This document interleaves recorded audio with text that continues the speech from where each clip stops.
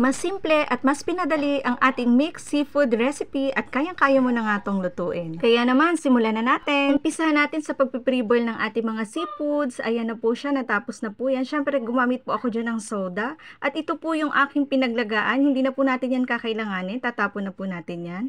Ayan, sa isang pan po, naglagay po ako ng mantika bago ko po inilagay yung butter. Nasa ganun po, hindi po agad masunog yung butter.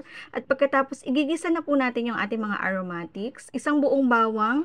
Mas maraming bawang po ang kakailanganin dito. At ganun din po, isang malaking sibuyas yung ginamit ko dyan. At pag okay na po parehas, ay inilagay ko na po yung 1 tablespoon ng tomato paste. At naglagay din po ako ng shrimp cubes. Pampalasa, bali hindi na po ako gagamit dito ng asin.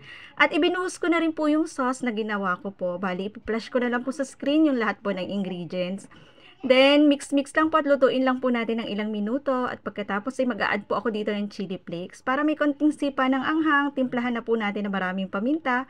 At inihulog ko na rin po, unang-una muna ay yung ating alimasag. Mini alimasag lang po yan ha. Yan lang po kasi ang kaya ng budget. At pagkatapos, inilagay ko na po yung mussels o yung tahong, hipon at pati po yung ating sweet corn. Then, mix all together lang po hanggang sa kumapit po yung sauce sa lahat. At pagkatapos ay ibubuhos ko na po yung soda.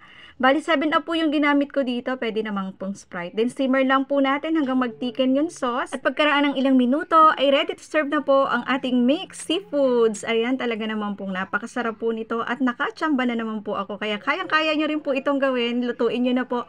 At sigurado pong hindi nyo na po kailangan pang umorder o kumain sa labas. Sana nagustuhan nyo po ito. Salamat po. Shoutout nga po pala sa lahat po ng bumati ngayong birthday ko. At kung nagustuhan nyo po ito, i-follow nyo na po ako para updated po kayo lagi sa lahat po ng upload ko. Salamat po!